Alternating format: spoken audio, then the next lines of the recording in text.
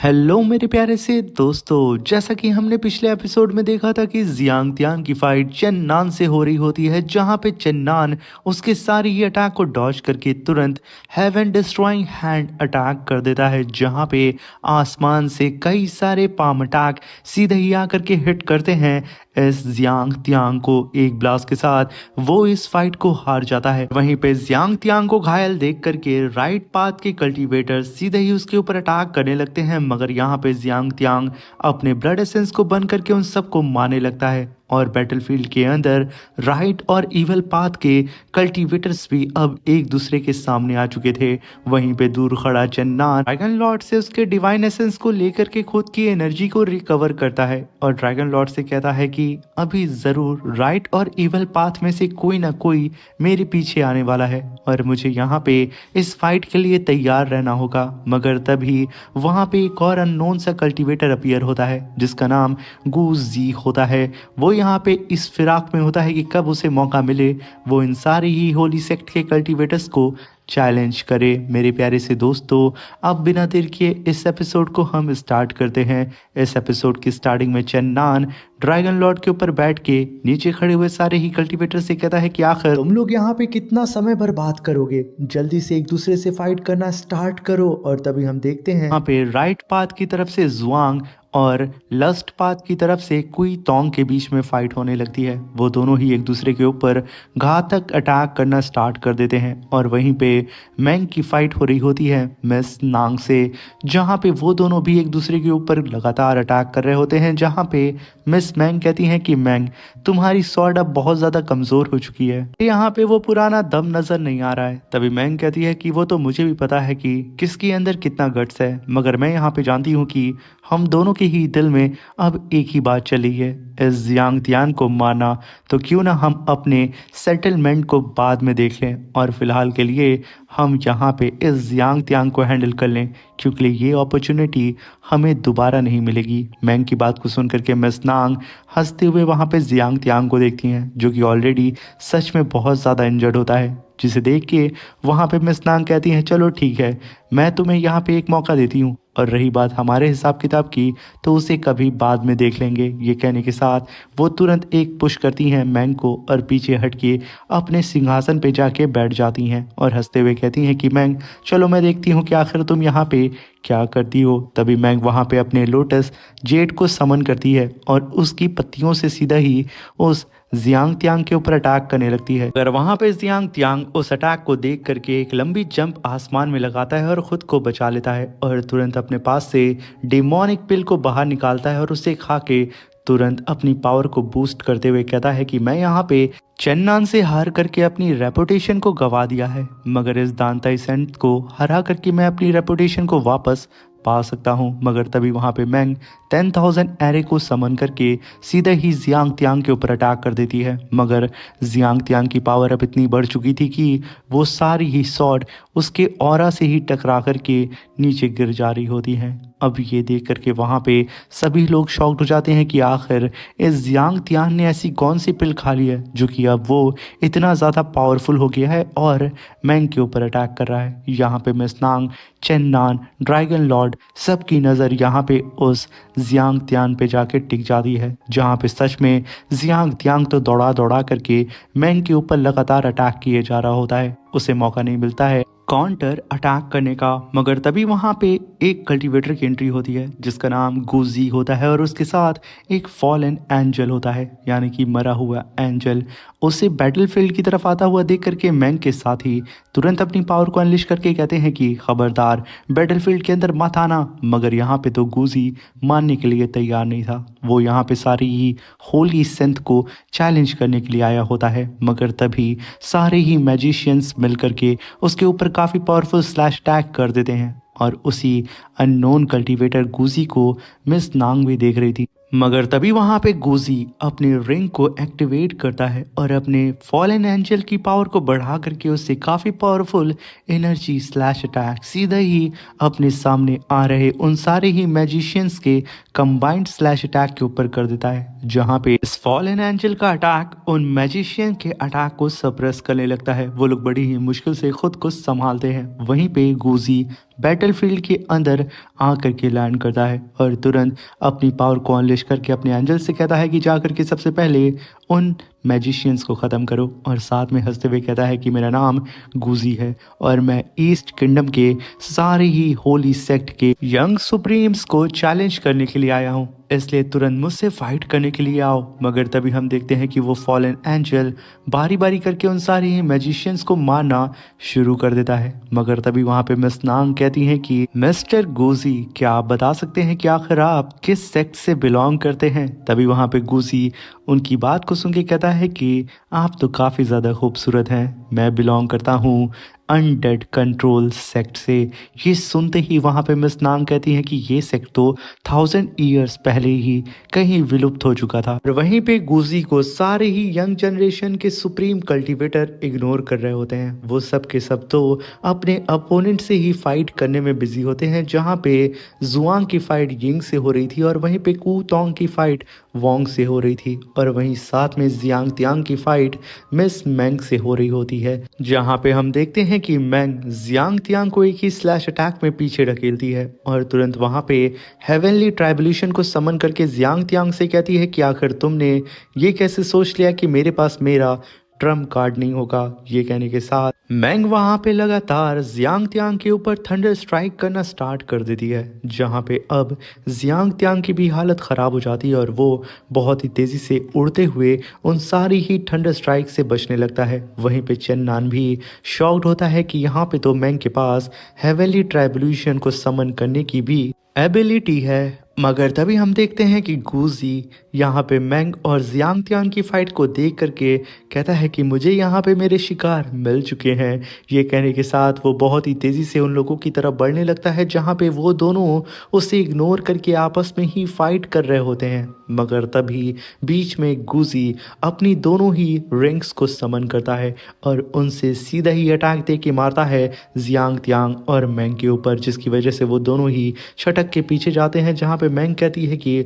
लगता है कि हमें इस फाइट को यहीं रोकना पड़ेगा। मगर तभी गूजी फिर से अपनी रिंग से जियांग तियांग के ऊपर अटैक कर देता है। जियांग तियांग तुरंत पीछे हट के खुद को बचाता है और टेलीपोर्ट होकर के सीधा ही उस गूजी के पीछे जाके कहता है कि बच्चे तू बहुत स्लो है। यहाँ पे गूजी के ऊपर वो फीस्ट अटैक करता, मगर तभी वहाँ पे फॉलन एंजल बीच में आकर के अपने ऑरा से ही जियांग तियांग के अटैक को होल्ड कर लेता है और एक ही पुश के साथ उसे उठा करके पीछे पटक देता है, जहाँ पे जियांग तियांग खुद को जमीन पे गिरने से पहले संभाल लेता है और अपने पैरों के दम पे जमीन पे लैंड करता है। मगर तभी वहाँ पे मैंग गूजी से कहती है कि ब्रदर गूजी, तुमने तो यहाँ पे बहुत ही कमजोर अपोनेंट को सेलेक्ट कर लिया, जो कि ऑलरेडी मुझसे भी और सीनियर चेन नान से भी हार चुका है। और अगर तुम सच में यंग जनरेशन के पावरफुल जीनियस कल्टीवेटर से फाइट करना चाहते हो, एक यंग जनरेशन के सुप्रीम कल्टीवेटर से फाइट करना चाहते हो, तो जो शख्स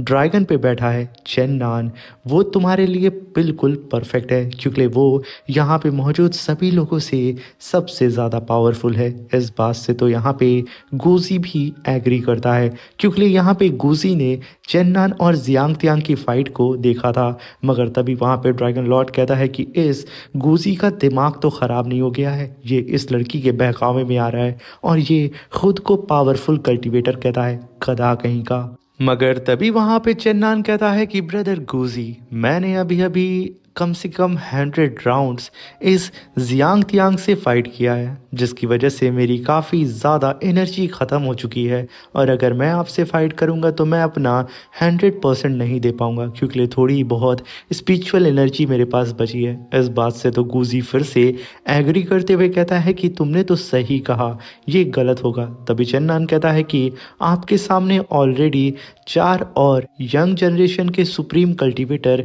इसी बैटलफील्ड के अंदर फाइट कर रहे हैं, आप चाहें तो उनसे फाइट कर सकते हैं, उनके पास तो भरपूर एनर्जी है। ये सुनकर के वहाँ पे ड्रैगन लॉर्ड कहता है कि हाँ हाँ बिल्कुल सही कह रहा है गधे के बच्चे गूजी, तू जा कर के उनसे फाइट कर, वो बेस्ट अपोनेंट है तेरे लिए। अब ये सुनकर के वहाँ पे नीचे जो चारों ही यंग जनरेशन के सुप्रीम कल्टीवेटर फाइट कर रहे थे वो लोग रुक जाते हैं, क्योंकि यहाँ पे गूजी अपने फॉलन एंजल से सीधा ही उन लोगों के ऊपर अटैक करने के लिए बढ़ चुका था। अब यहाँ पे लाइट और इविल पाथ का तो मसला ही खत्म हो चुका था। अब तो सिर्फ यहाँ पे उन लोगों को गूजी के एंजल से फाइट करना था, जहाँ पे वो चारों ही कल्टीवेटर अपनी पावर को कंबाइन करके उस फॉलन एंजल को होल्ड करने की कोशिश करते हैं। मगर वो फॉलन एंजल इतना ज़्यादा पावरफुल होता है जिसकी वजह से वो पल भर में उन सब के अटैक को डिस्ट्रॉय करके सबसे पहले कुई तोंग, जो कि लस्ट पाथ का कल्टीवेटर था, उसे मारता है।